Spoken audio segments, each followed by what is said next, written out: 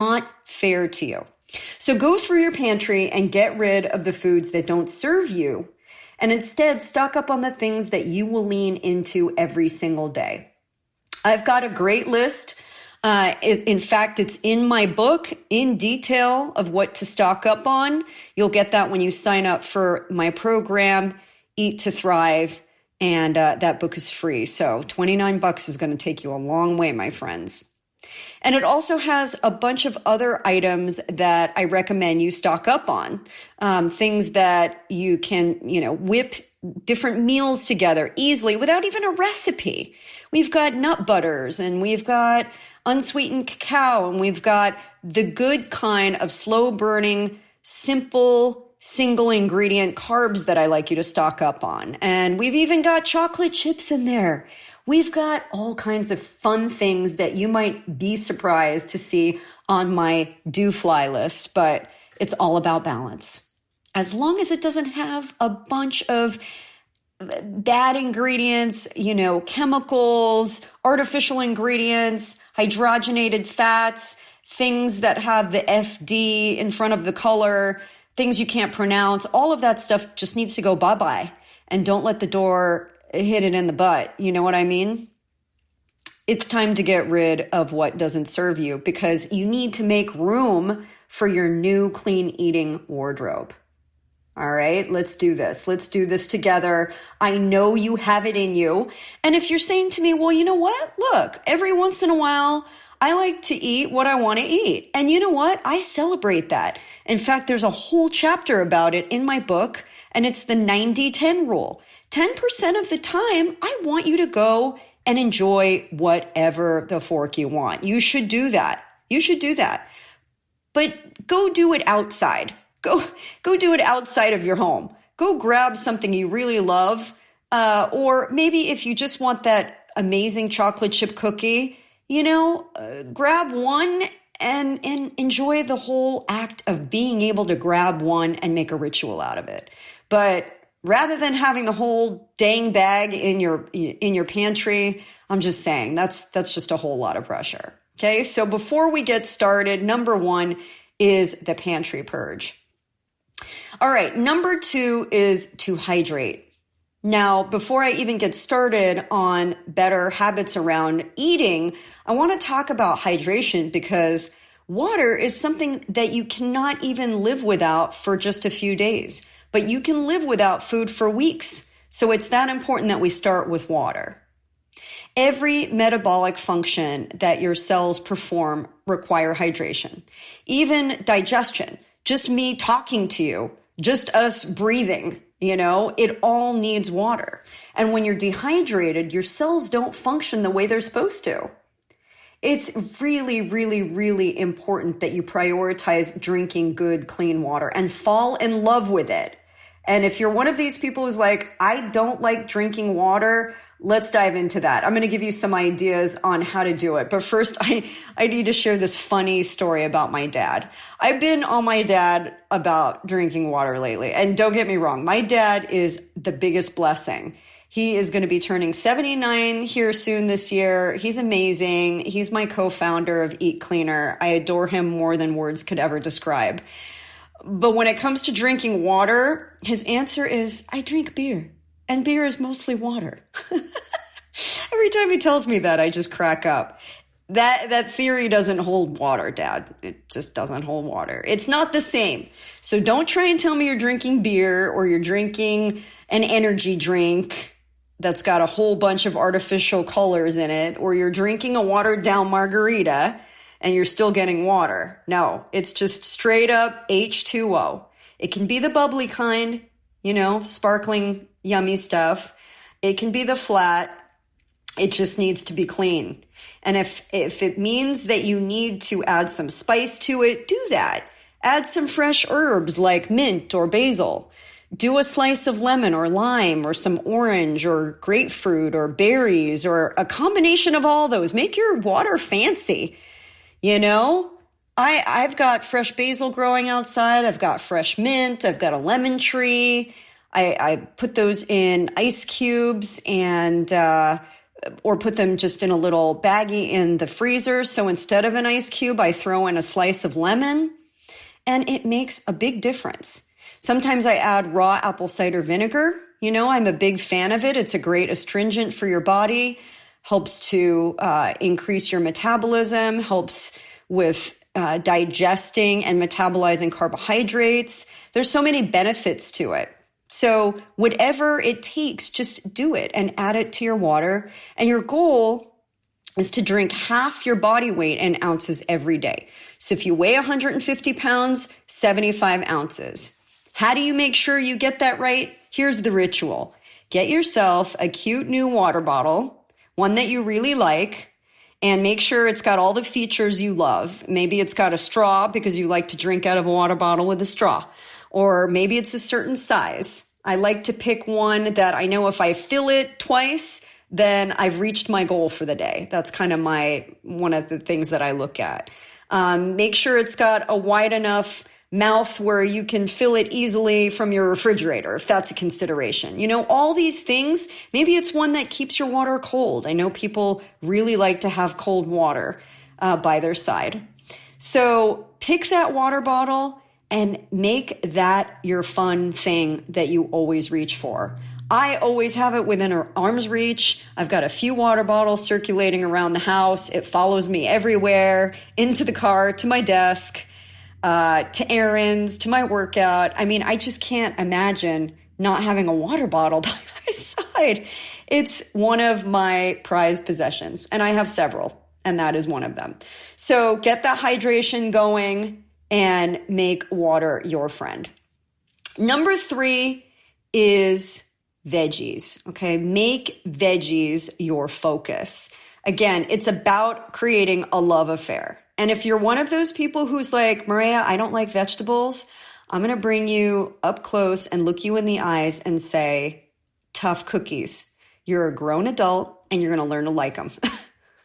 I told you, I got some tough love. I've raised 2 kids, so sometimes you've got to just tough it up, Buttercup, and learn to like them.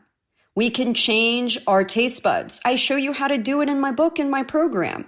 And so if the excuse is, well, I don't like how they taste, you can change that too. You can fix it. And there's a logic behind loving these. Because when you eat more produce, which is high in fiber and full of micronutrients, so many antioxidants and things that help us with our overall health, you'll feel fuller faster, more satiated, and get more calorie bang for your buck. Okay. So it really, really does make a difference. You'll feel so powerful when you eat more veggies and prioritize them. And it's nature's gift to us. There's nothing quite like what vegetables and fruit can do, but veggies specifically, because fruit is sweet and not too many people look at a strawberry and go, no thanks. Everybody will eat those. So if kale gives you anxiety, celery makes you feel like you're going to have a panic attack, it's time to go back to the program. Eat to Thrive will reshape your taste buds so that you will crave broccoli over brownies, my friends. It can be done. It's literally like going to the gym to work out, because we're going to strengthen a muscle that hasn't gotten much love. You just feed it what it wants instead of feeding it what it needs. And that means rewiring your brain to communicate with your tongue and back and forth. So I can tell you, I have coached so many people who were sugar addicts who basically told me after going through the program that they really didn't even think about dessert anymore. And it shocked them as much as it shocked everyone around them. So if you're one of those people who's like that, I know maybe you don't want to quit the habit. I don't know. But I think you do, because being addicted to sugar leads you down a rabbit hole in so many different ways. I don't even need to tell you all of the ways. Diabetes, all kinds of metabolic disorders, overweight. I mean, the list goes on and on. It can get really, really bad. So If you're one of those people who's like, I don't think I can be converted, just give me a chance. I promise you. $29. I mean, you couldn't even go to a nutritionist once for that. And you get the whole program and the book. All right. All right. So back to the veggies. How do you make it easier to get veggies on your plate? Well, there's a lot of ways to do it. You can obviously throw them into a salad course. You can steam them. You can puree them, put them in a soup. You can chop them up and add them to high quality single ingredient grains like quinoa and millet that are both gluten-free too. You can bake them. I love to do one sheet pan wonders, I call them, where I throw them onto a baking sheet with proteins and season them, put a sauce over them, and pop them in the oven, and dinner is served. And I've got tons of ways to incorporate veggies into your life. I mean, they can even be swapped in for fat in baked goods. So the list goes on and on. So here's where it becomes a ritual. Every time you make a meal, think about what veggies you can add on. Or start with the veggies instead of it being the afterthought. When I make eggs in the morning, I'll throw in spinach and kale or put some fresh arugula on top of my omelet. You know, that's a perfect place to add it in. I think about veggies with my snacks. I'll have hummus in the fridge at all times, celery sticks, carrots, radish, my little mini bell peppers that I love. Maybe you've got nut butter hanging out. Of course, the celery is perfect with that. And for dinner, you know, it's just so easy to pop it into just about everything. So make that strong. Make your love for veggies strong and create those sound rituals and habits for how you incorporate them in.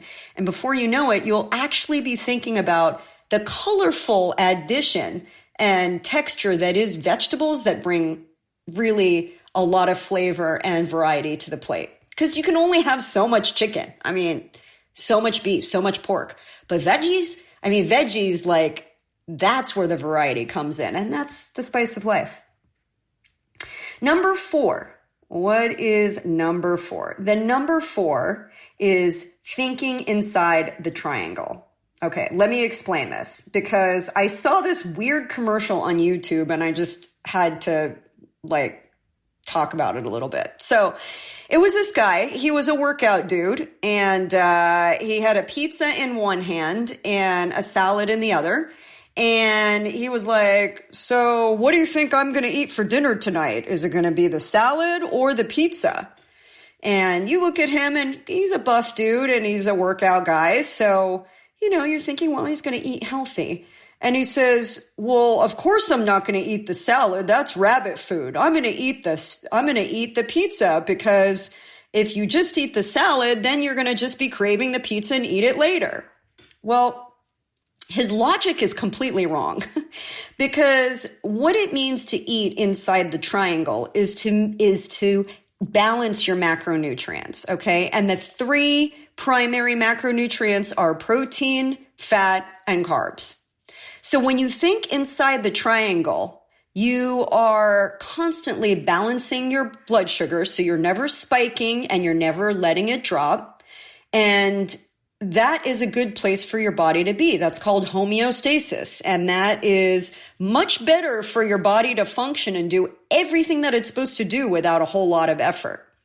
So what he missed in his explanation was have the salad, but don't have a salad that's just like lettuce and tomato and a couple of croutons. That's not a meal. A meal is bulking it up with good protein. And that protein can be anything from beans to tuna to hard-boiled eggs to meat if you eat it.